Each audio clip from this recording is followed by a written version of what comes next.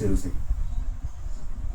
नमस्कार, जय हिंद साथियों हम वर्ग 3 के लिए एमसीक्यू सीरीज चला रहे हैं जिसमें हम हड़प्पा सभ्यता के एमसीक्यू को कवर कर रहे हैं। आज पिछली बार जिस क्वेश्चन से हमारी क्लास छूटी थी, आज हम उसी क्वेश्चन से आज की क्लास स्टार्ट करते हैं। इसलिए सभी दोस्त हमारे साथ जुड़ जाइए और आप सभी का वेलकम करते हैं हम बाबा हिस्ट्री वाले के यूट्यूब चैनल पर। साथियों, आज की क्लास स्टार्ट करने से पहले थोड़ी सी मैं जानकारी देता हूं कि साथियों ये क्लास में जितने भी हमने एमसीक्यू उठाए हैं ये सारे पिछली परीक्षाओं के क्वेश्चन पेपरों से उठाए गए हैं, यानी कि टू द पॉइंट ये क्वेश्चन रहेंगे।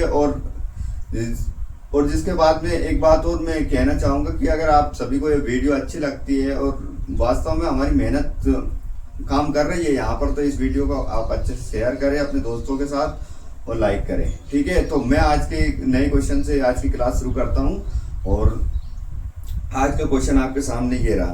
आज का क्वेश्चन क्या है कि हड़प्पा सभ्यता के अंतर्गत हल से जोते हुए खेतों के साक्ष्य कहाँ से मिले। क्वेश्चन क्या पूछ रहा है? क्वेश्चन बोल रहा है कि हड़प्पा सभ्यता का ऐसा कौन सा स्थल है जहां से हमें हल से जुते हुए खेतों के प्रमाण मिलते हैं या साक्ष्य मिलता है। यह है क्वेश्चन। ऑप्शन है, पहला ऑप्शन है कालीबंगा, दूसरा है बनावली, तीसरा ऑप्शन है रोपण और चौथा ऑप्शन है लोथल। बताओ, पहला कालीबंगा, दूसरा बनावली, तीसरा रोपण, चौथा लोथल, कौन सा ऑप्शन रहेगा? तो इस क्वेश्चन का आंसर रहेगा ए वाला, यानी कि कालीबंगा। कालीबंगा एक ऐसा स्थान है जिसको काली चूड़ियों के नाम से भी जानते हैं। यहाँ से हमें हल से जुते हुए खेतों के प्रमाण मिले, यानी कि कैसे?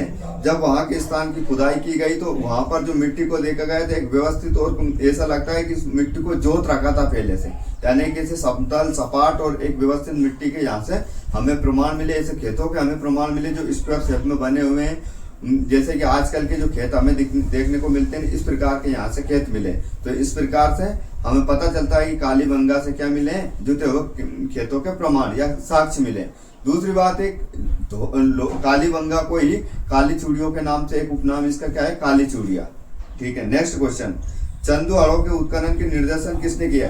यानी कि क्वेश्चन बोल रहा है कि चंदू हड़ों का उत्खनन किसके निर्देशन में हुआ था, यानी कि जब चंदू हड़ों की खुदाई की गई थी तो उसका मेन डायरेक्टर कौन था, किसके निर्देशन अनुसार इस सभ्यता या इस क्षेत्र के या इस स्थल की खुदाई की गई थी। ऑप्शन बताता हूं, पहला sir John Marshall, sir R L. Stein, R.A.M. Wheeler, J.H. Mackay, कौन था? ऑप्शन है चारों मैंने आपके सामने रख दिया। पहला ऑप्शन है option number A sir John Marshall, option number B sir R L. Austin, option number C E.M. Wheeler, option number D J.H. Mackay, कौन था? बताइए। तो इसका आंसर आएगा J.H. मेके, यानी कि इस चंदू हड़ों का उत्खनन का निर्देशन सर J.H. मेके ने किया था। साथियों, इस टाइप के क्वेश्चन भी कई बार एग्जाम में पूछे गए हैं, कई बार बने हैं, तो इस चीज को भी आप थोड़ा ध्यान में रखना कि इस टाइप से, यानी कि उत्खननकर्ता से पूछ लेते हैं जिसने खुदाई का काम करवाया।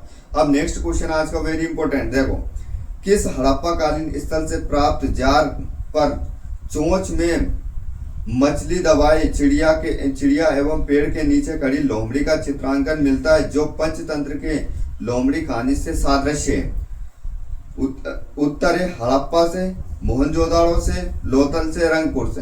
क्वेश्चन क्या पूछ रहा है कि किस हड़प्पा कालीन स्थल से प्राप्त होता है? क्या प्राप्त होता है? एक चित्र जिसमें एक चिड़िया एक पेड़ पर बैठी है और उसकी चोंच में एक क्या है? मछली है, और उस पेड़ के नीचे बैठी एक लोमड़ी। तो ऐसा सादृश्य प्रतीत होता है कि ये कहीं ना कहीं पंचतंत्र की कहानी में हमें देखने को मिलता है। तो कैसे मिलता है कि देखो, पंचतंत्र की कहानी में हमें क्या स्टोरी मिलती है? पंचतंत्र की कहानी में ऐसी स्टोरी मिलती है कि एक कौवा रहता है।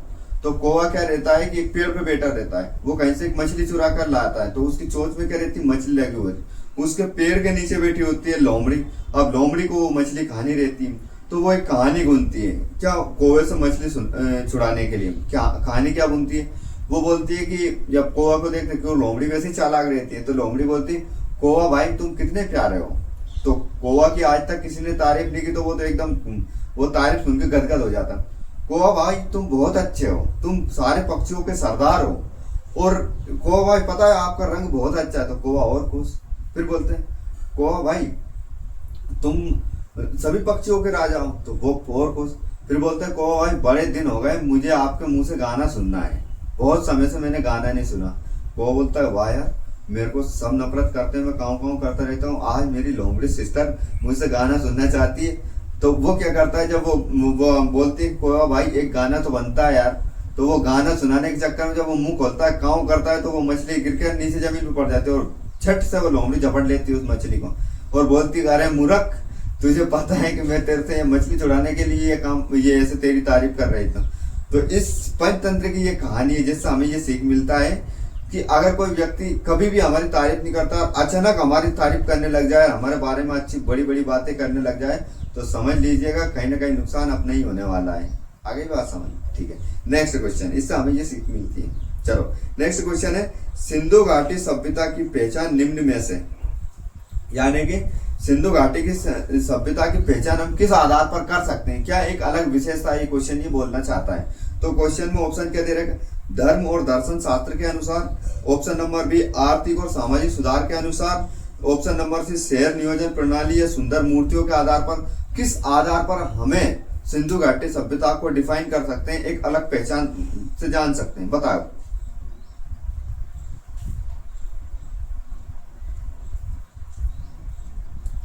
तो इसका आंसर रहेगा option number C. Option number C क्या है, शहर योजना प्रणाली, यानी कि नगर नियोजन व्यवस्था की नगर को किस आधार पर और कैसे कैसे बनाया है, इसलिए।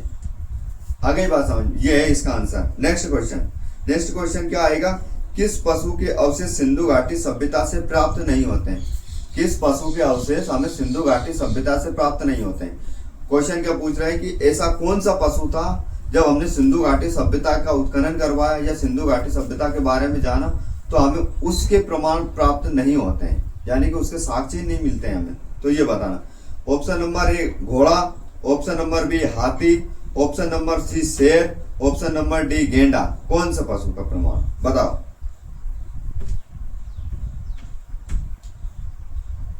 क्या घोड़ा था, क्या हाथी था, क्या शेर था, क्या गेंडा था, क्या था, कौन सा पशु था, बताओ थोड़ा सा।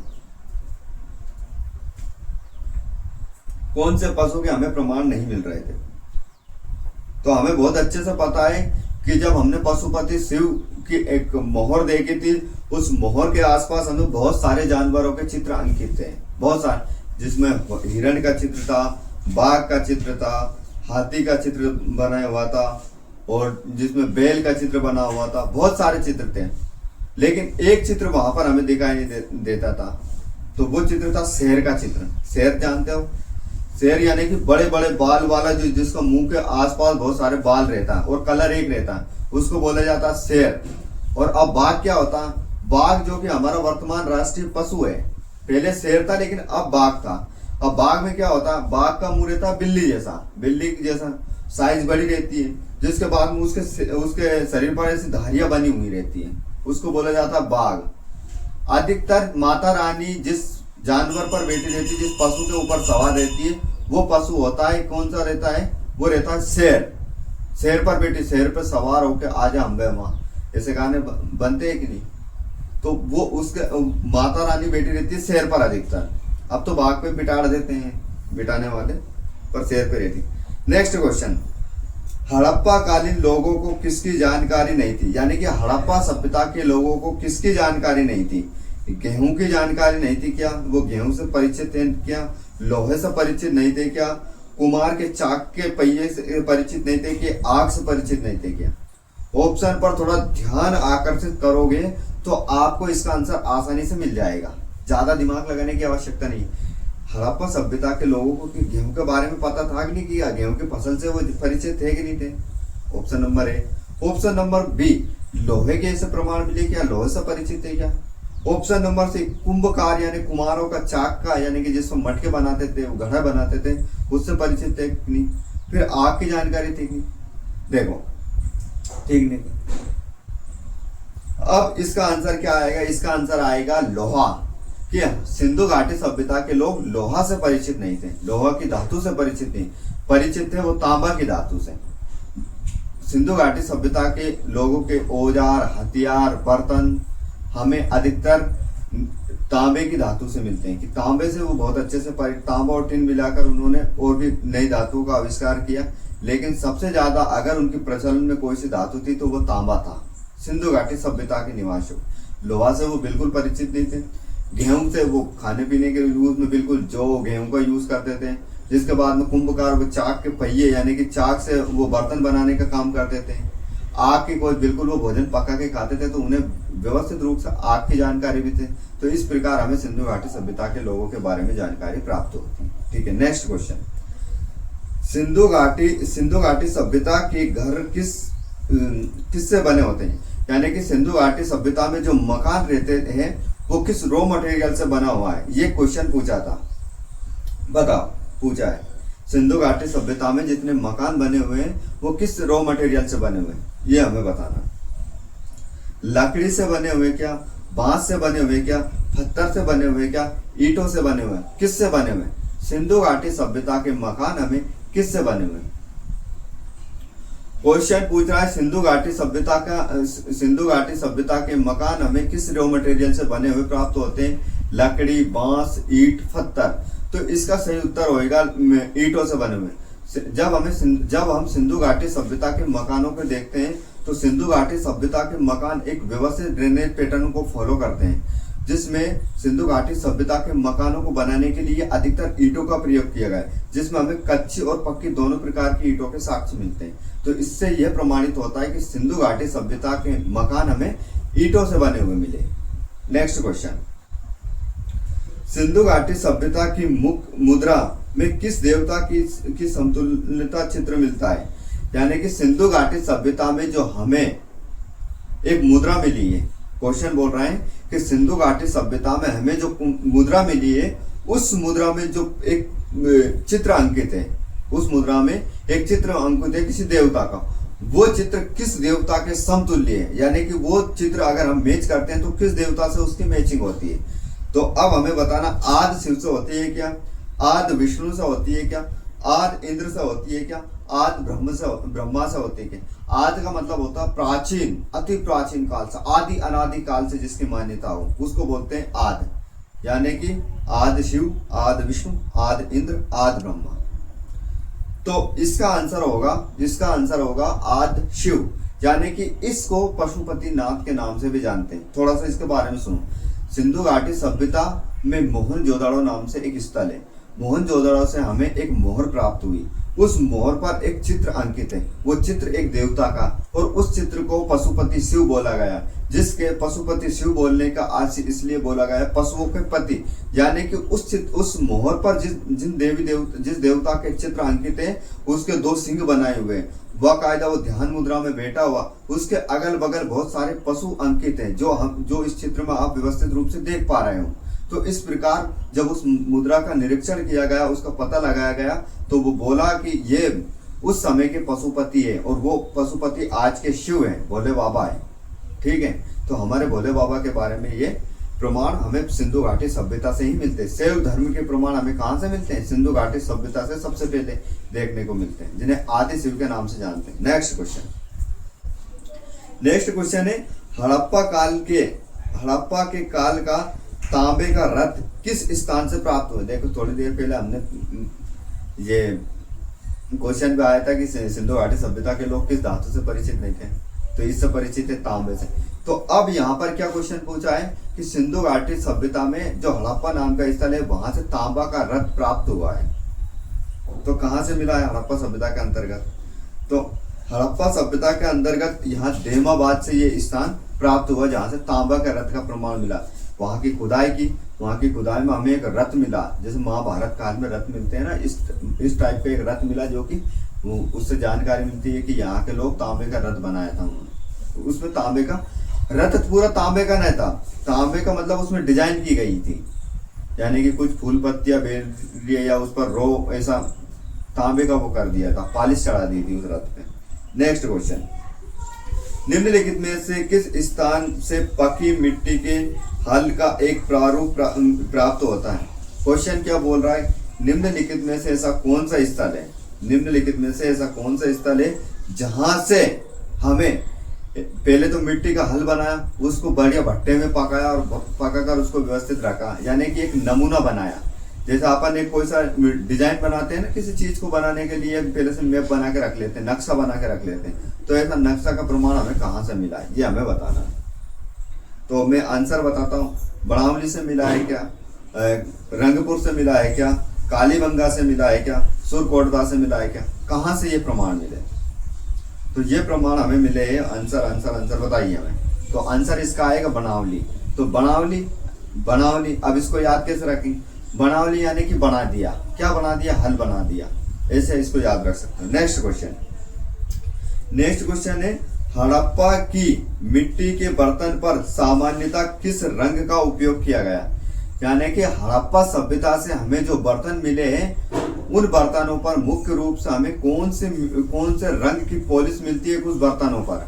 हड़प्पा सभ्यता में हमें जितने भी बर्तन मिले हैं, उन बर्तनों पर किस रंग की पुताई की गई, यानी कि किस कलर के वो बर्तन मिले हमें? लाल मिले, काले मिले, गेरुआ मिले, सफेद मिले, पीले मिले, कौन सा रंग का सबसे ज्यादा प्रयोग किया गया? इसका आंसर बताओ। पहला है नीला, फिर पांडु, फिर लाल, फिर नीला हरा। कौन सा रंग के प्रमाण हमें मिले यहां से?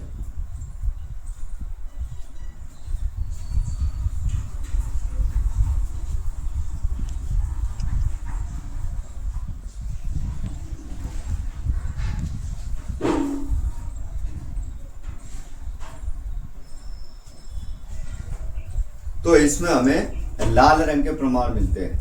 कि कौन से रंग का मिलते हैं? जितने भी हमें बर्तन यहाँ से मिलते हैं सभी में लाल रंग हमें देखने को मिलता है। नेक्स्ट क्वेश्चन, सिंधु घाटी सभ्यता अनार्य सभ्यता थी क्योंकि? यानी कि सिंधु घाटी सभ्यता अनार्य सभ्यता है। अब अनार्य सभ्यता होने के पीछे कुछ ना कुछ लॉजिक रीजन तो होगा, वो हमें रीजन बताना है। अब इसमें ऑप्शन सुनो। इनकी लिपि चित्रात्मक थी, इनकी अर्थव्यवस्था का आधार कृषि था, यहाँ एक शहरी सभ्यता थी, इसका विस्तार नर्मदा घाटी तक होता है। ऐसी एक अलग विशेषता हमें यहाँ से छाट के बताना है, जिससे हमें ये ज्ञात हो जाएगा कि जो सिंधु घाटी सभ्यता के लोग थे वो आर्य नहीं थे। ये हमें आंसर देना। बताओ थोड़ा आंसर इसका। लिपि चित्रात्मक थी क्या? अर्थव्यवस्था का आधार कृषि था क्या? ये शहरी सभ्यता थी क्या? इनका विस्तार नर्मदा घाटी क्षेत्र में हुआ था क्या? अब इसका आंसर हमें दीजिए, बताइए।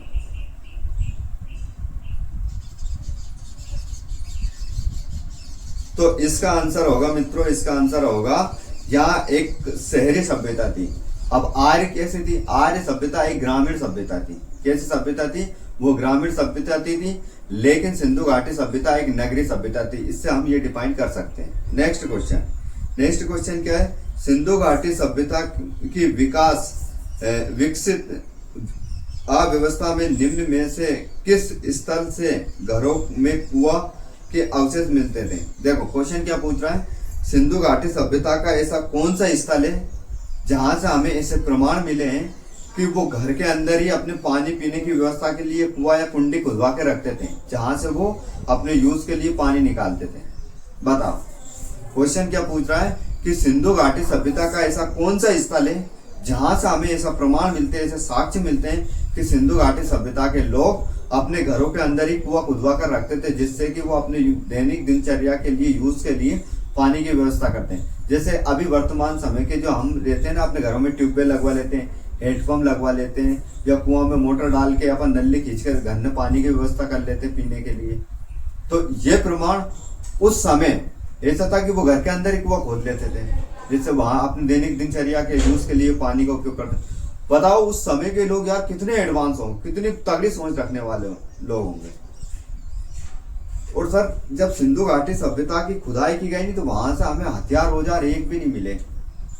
ये उस सभ्यता की कितनी बड़ी विशेषता होगी कि वहां से ना तो हमें किसी प्रकार का हथियार तलवार मिला, किसी प्रकार का भाला मिला, किसी प्रकार की बर्छी, कुछ भी नहीं मिला।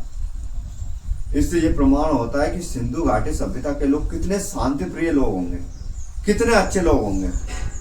लड़ाई झगड़ा बिल्कुल नहीं, एकदम प्रेम और सौहार्द की भावना में रहने वाले व्यक्ति थे। कितने अच्छे व्यक्ति रहेंगे, किसी से कोई जलन द्वेष नहीं। वास्तव में मतलब हमारे लिए गर्व करने वाली सभ्यता थी। हमारे जो पूर्वज थे वो बहुत ही शानदार रहे होंगे। और आज आज अगर किसी किसी के कमरे की तलाशी ले जाए तो उसमें दो चार हथियार औजार निकल आएंगे। वहां तो पूरी सभ्यता में ऐसी चीजें नहीं मिल रही हमें। तो बताओ कितने समझदार और कितने अच्छे लोग होंगे, कितने भाईचारा से रहने वाले लोग होंगे। चलो मैं इसका आंसर बता देता हूँ कि सिंधु घाटी सभ्यता का ऐसा कौन सा स्थल है जहां से घरों में कुओं के साक्ष्य मिले, तो वो मोहनजोदाड़ो है। कौन सा है? मोहनजोदाड़ो। नेक्स्ट क्वेश्चन है, हड़प्पा वासी किस वस्तु के उत्पादन में सर्वप्रथम थे? यानी कि हड़प्पा सभ्यता के लोग मुख्य रूप से ऐसी कौन सी फसल है जिसका उत्पादन में वो प्रथम स्थान हासिल करते थे, लेकिन सर्वाधिक उस फसल का वो उत्पादन करते थे? सिंधु घाटी सभ्यता के लोग मुद्राओं के उत्पादन करते थे क्या? कांसे के औजार बनाते थे क्या? कपास की खेती करते थे क्या? या जौ का उत्पादन करते थे? क्या करते थे बताओ? मुख्य रूप से किसका सर्वाधिक मात्रा में वो उत्पादन करते थे बताओ? इसका आंसर आएगा कपास। कपास को ये सिंडन, कपास का एक अन्य नाम सिंडन है। सिंधु घाटी सभ्यता के लोग कपास को सिंडन नाम से बोलते थे।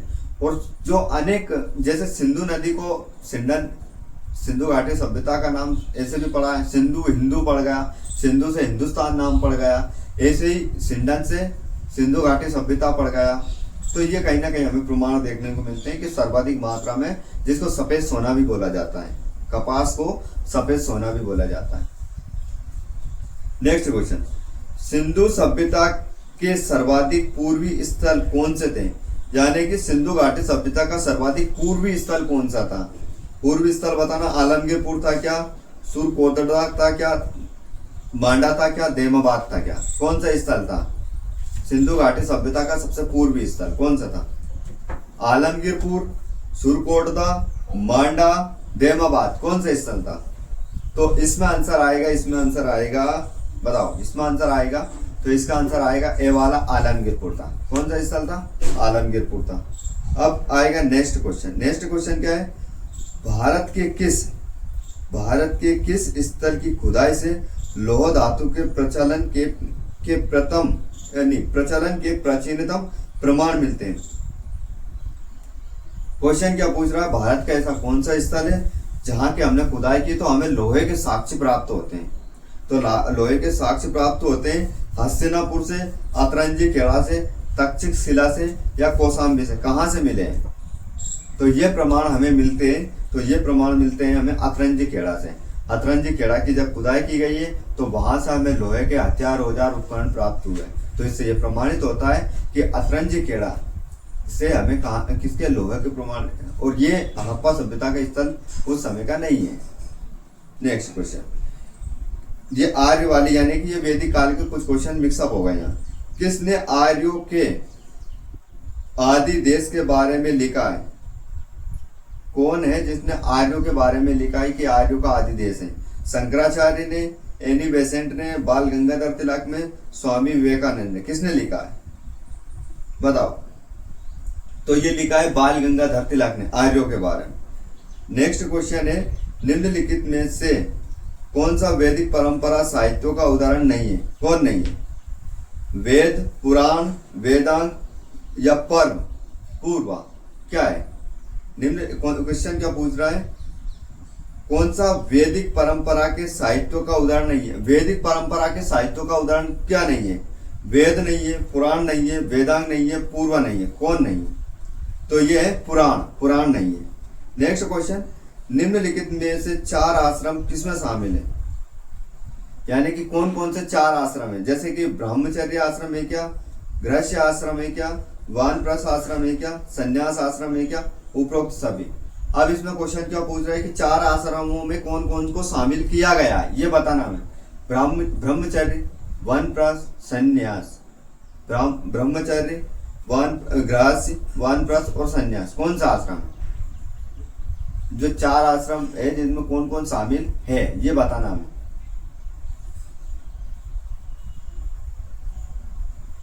तो इसका आंसर आएगा उपरोक्त सभी। यानी कि इन 4 आश्रमों में इनको शामिल किया गया है। कौन कौन सा आश्रमों को शामिल किया गया है?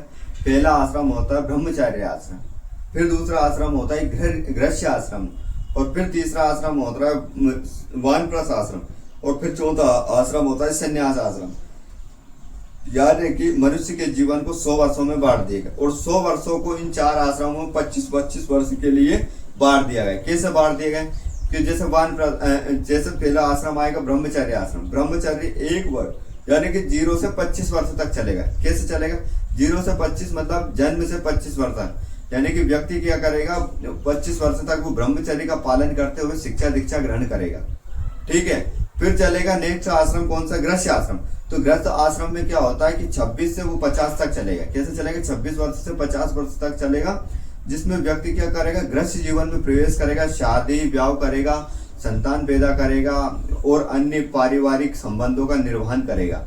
फिर नेक्स्ट आश्रम होगा वानप्रस्थ आश्रम, वो फिर परिवार से धीरे धीरे वो मुक्त होने की कोशिश करेगा। वो चलेगा 51 से 75 तक। 51 से 75 तक मतलब व्यक्ति क्या करेगा, वो धीरे धीरे क्या करेगा घर संसार के मोह माया से दूर होकर अपने अपने सारे कर्तव्यों का निर्वहन कर देगा और फिर वो अपनी आस्था प्रभु से लगाएगा, यानी कि भगवान का भजन करना वो स्टार्ट कर देगा।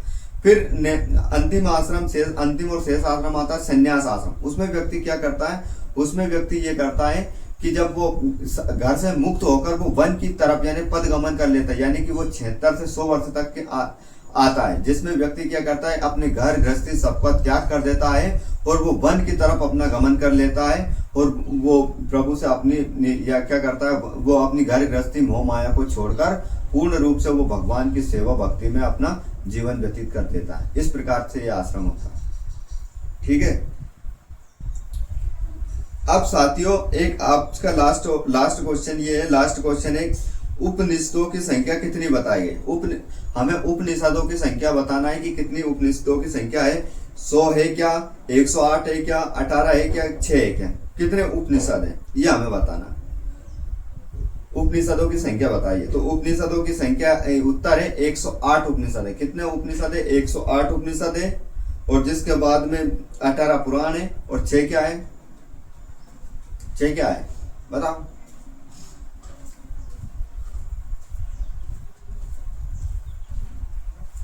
18 पुराण, 108 उपनिषद और 6 क्या है?